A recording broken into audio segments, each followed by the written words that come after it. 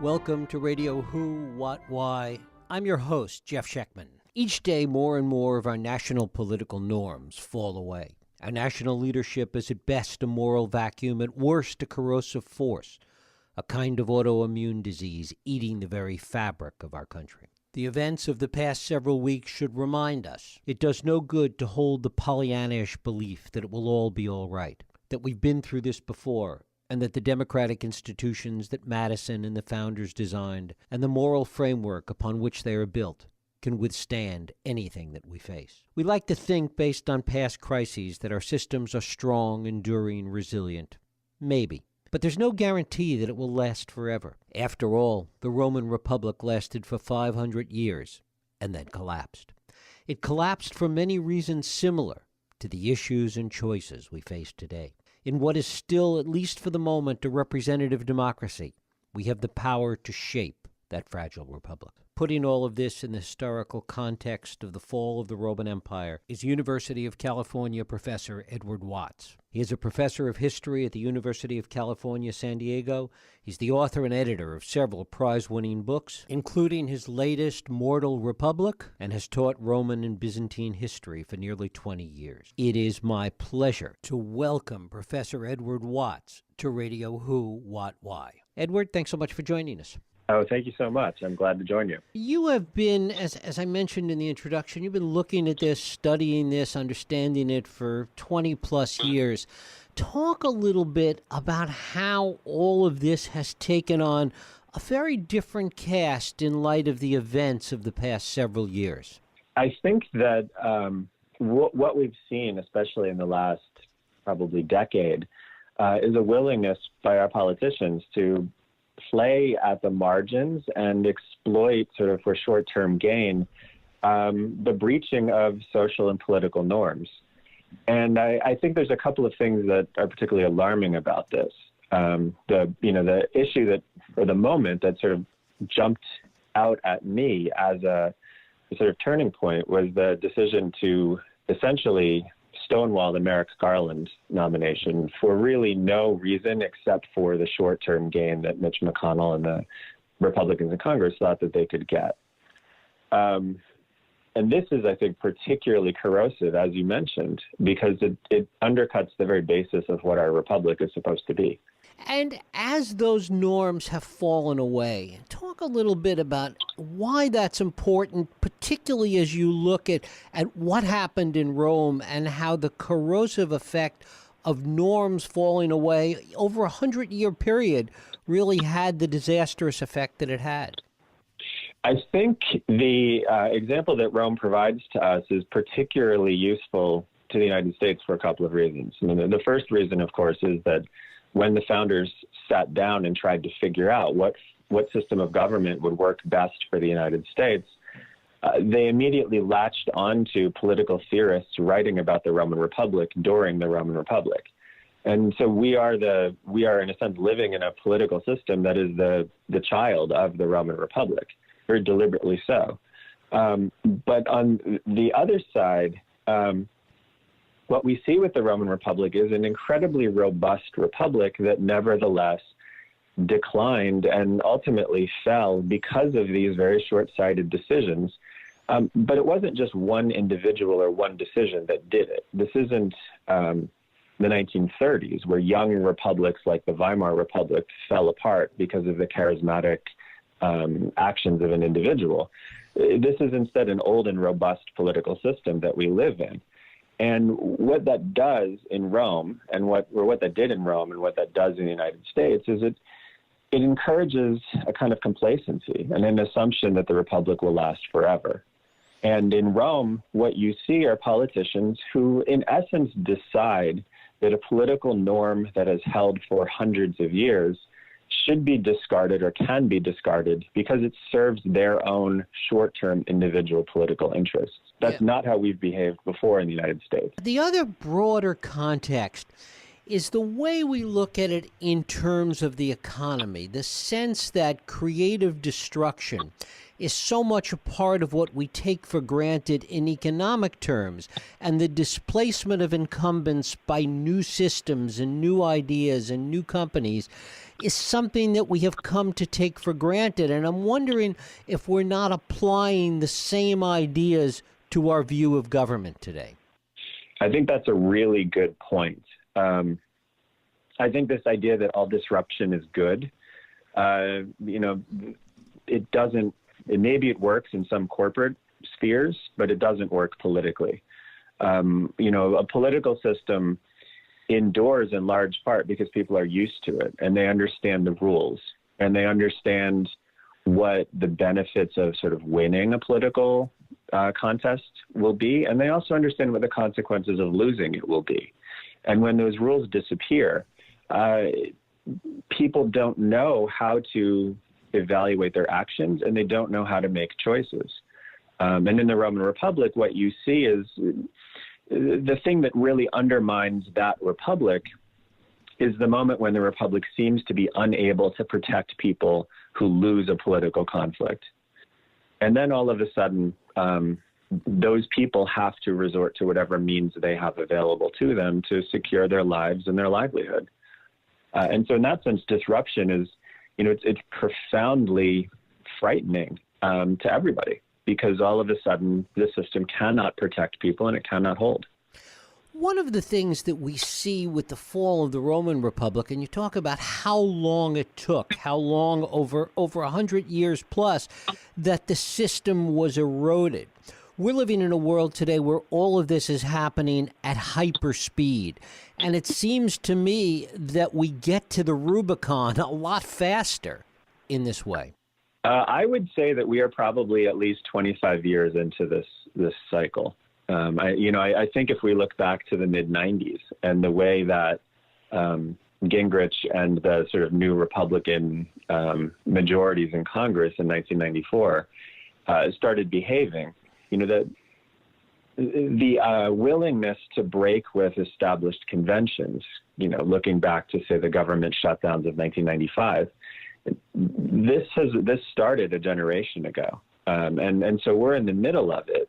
But I think the thing that's particularly dangerous is when you read these things congratulating, the courts or congratulating the states for standing up and resisting what looks like an erosion of norms. Every moment that happens is good and it is a positive step, but it doesn't mean the crisis has passed. I think what Rome shows is when you have an established republic that faces these stresses, it takes a very long time for the defenses of that, political organism to break down. But we have to be vigilant and we have to basically eliminate the malady. We can't just sort of trust that every small victory is the end of the crisis. How much do you think that the founders understood this as evidenced by their suspicion of political parties? I think that they understood this quite well. I think that they had seen in British politics, especially early 18th century British politics, the danger of party and how party could, in some cases, lead to civil strife on partisan grounds, because it provided a sort of mechanism to mobilize people quickly and in large ways. And part of the appeal, I think, that they saw in the Roman Republic is it had no political parties. It had political alliances, but these weren't permanent things. And perhaps some of the strengths that they saw in the Roman Republic was the ability of a system to, in essence, sort of channel individual ambitions and control them by keeping this on a kind of individual level.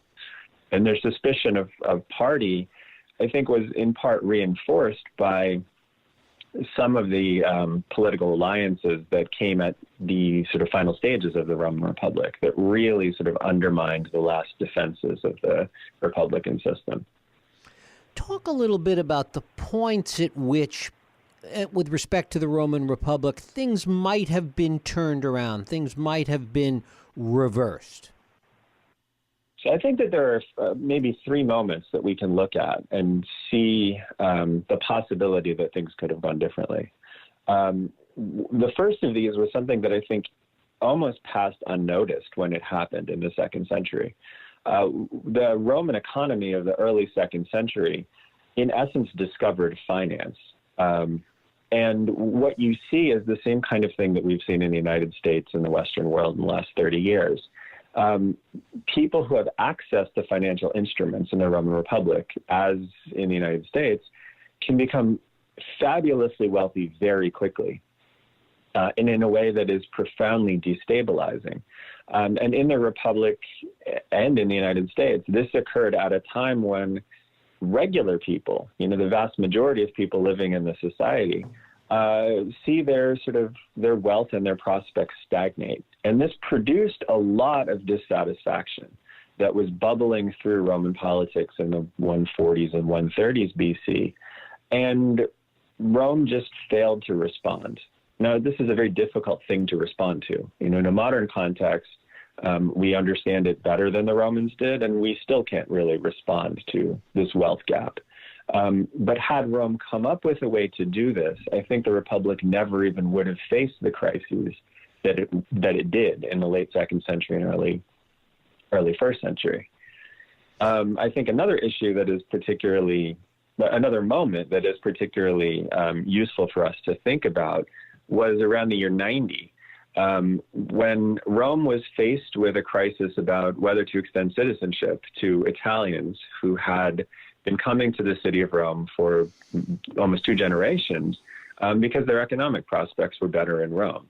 And this was demagogued by individual Roman politicians, and ultimately it resulted in a war between Rome and its Italian allies that spiraled into a Roman civil war and the imposition, the first moment in Roman Republican history where a general marched his army on the city of Rome to take power.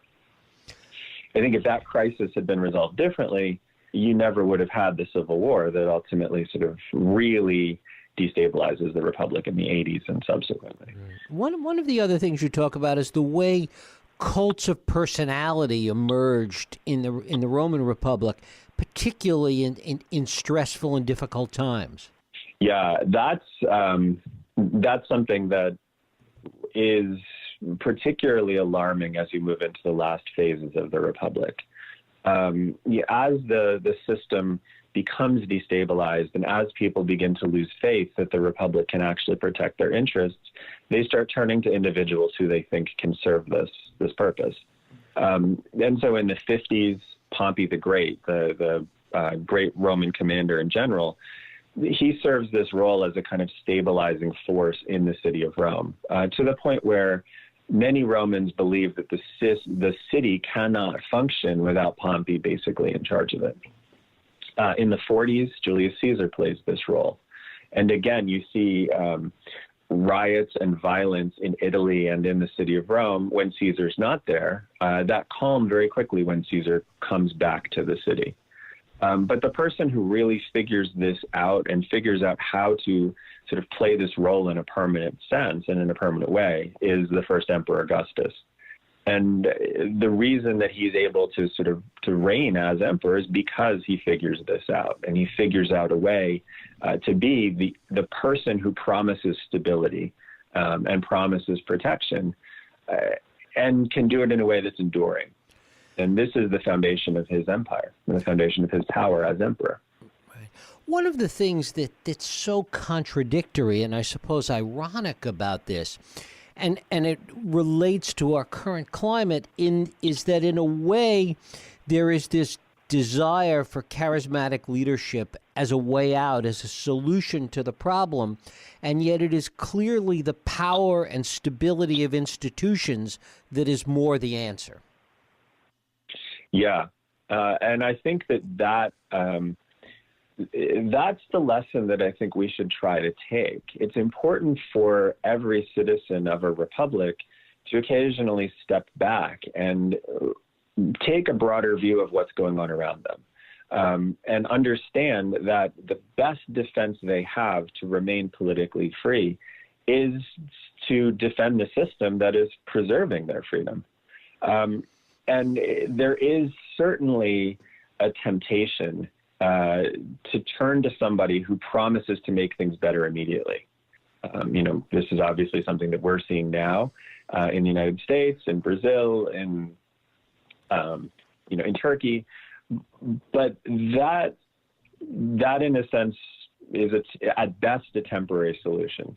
The long-term view should be to step back and defend the institutions that we have inherited and that have made our country strong. And so that means that, instead of embracing an anti-Trump who can oppose Trump or embracing a Trump who can oppose Obama, what we need to do is embrace the system that allows for a sort of orderly transition and an orderly sort of process of deliberation and debate. It doesn't feel good to do that. It doesn't feel like we're making a decision that has serious and profound consequences because it's a small decision. In essence, you're voting to not reward people who behave badly and violate political norms. But in the long run, that's the play that will save our republic and allow us to feel protected and safe and comfortable as citizens of a representative democracy. Right. I mean, there's also this aspect of a vicious cycle about it in that all of this and leaves itself so wide open for authoritarianism in that it creates this chaos, which then creates somebody to say, essentially, only I can solve it. Exactly. And the only I can solve it moment is the most dangerous moment in a republic. Because a republic it requires citizens to elect people to represent their interests. And what the republic and what every republic throughout history has assumed is those representatives will reflect diverse viewpoints, but they will also work to establish a sort of compromise that then is binding because everybody's voices are represented in that conversation that frames the compromise. When someone says, I alone can do that, they are claiming to represent your views, which is a very Republican idea, but they aren't facilitating compromise. And that means they exclude all of the views of people who do not agree with them. And that is, that's a cancer within a republic because it seems Republican. But in practice, it's the antithesis of what a republic should be. Which raises the broader question of whether or not any of this can work in our modern society, whether there is a fatal flaw in the Republican system that in a world of 24/7 news cycles and things moving at hyper speed and siloed tribalism, whether or not there is a fatal flaw in Republican government that simply can't work in the modern age. I think that that's a point that has been raised in republics throughout history. I think it was a real vital question in the 18th century as well. Now, you didn't have a 24/7 news cycle, but what you had was the ability to sort of produce very quickly political pamphlets and materials that could spread to a partisan audience. And the founders were very aware of what that did in 18th century England and the sort of conflicts it produced. In the Roman Republic, the ability of ideas and news and information to spread through the city of Rome, it's not a 24/7 news cycle, but word can spread very quickly and events and oppositions can develop very quickly as well. And so I think we are moving faster. But I don't think the sorts of challenges we're facing are categorically different from what republics have faced in the past, nor are they categorically different from what our republic was designed to sort of buffer. I think what's different is the unwillingness of people, and here I think Republicans bear a lot of the blame, the unwillingness of people to use the Republican structures that are supposed to promote compromise to actually come to compromises. I think that there's an unwillingness, at least in part of the United States polity, to find compromises on issues. And that's different, I think. I guess it's important to perhaps try and understand where that happened exactly. What was the tipping point moving away from that compromise and in order to get back to it ultimately? Yeah, and I think there I think the Roman Republic offers some pretty scary examples. Rome did come back to basically a model where compromise was facilitated, but it was an authoritarian model. Because ultimately what had to happen was somebody had to be responsible for the state functioning. And I think what we have right now is a unwillingness among certain politicians to acknowledge that things have to happen in the United States. We can't just drift forever. What I hope can happen is that there will be a sort of snap back among the voters to acknowledge that, yes, things need to happen, and there are policies that need to be enacted, and there are changes that need to be recognized, and government has a role to play in doing that. And I hope it can happen within a Republican system. Talk a little bit about the end game in the Roman Republic and how it ultimately unraveled at the very end. So the end game for the last, say, 20 years of the Roman Republic involves this very basic tension between a state that must function and the desire of individuals to promote themselves. And the tension becomes one of individual political figures trying to use the elements of the Republican system that are supposed to promote compromise to simply block their opponents. What this leads to is the mobilization of armed supporters and armies and a series of civil wars that end up with one person taking charge by himself. I think that the process that we see unfold there is one in which the needs of citizens are asserted and individual politicians try to meet those needs in a minimum way, in a fashion that encourages their own political standing and their own political fortunes. So I think what we see in the late Republic is a process by which politics becomes individualized. There are a host of different people who are promising that they alone can fix the problem.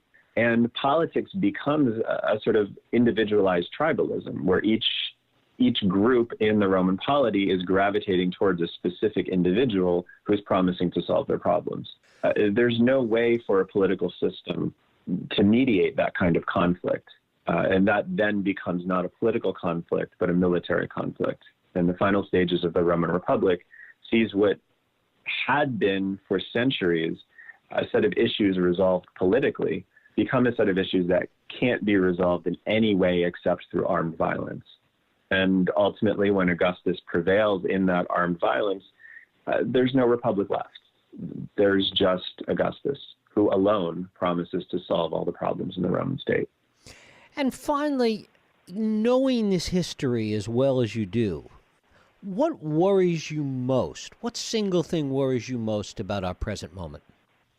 The thing that is really scary to me is the creeping of violence into our life, into American life and into American political life. Because the rhetoric that has been deployed mainly on the right against people deemed to be opponents, it has become so vicious that people are now taking it upon themselves to act against individuals and to start attacking individuals. This doesn't ever end in a good place. When violent rhetoric enters the Roman Republic, it happens starting in the 130s. Political violence follows not even a year later. Rhetorical violence in a tense political environment leads to actual violence. And the more that violence metastasizes through society, the closer we are to armed gangs or even the military taking sides and starting to fight. This is profoundly dangerous. And the fact that everybody is not immediately running away from this kind of demonization of others, this is really, really a difficult moment for us. Professor Edward Watts. Edward, I thank you so much for spending time with us. Oh, thank you. I had a great time. Thank you. And thank you for listening and for joining us here on Radio Who, What, Why. I hope you join us next week for another Radio Who, What, Why podcast. I'm Jeff Sheckman.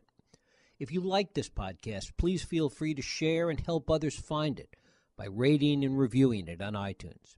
You can also support this podcast and all the work we do by going to whowhatwhy.org/donate.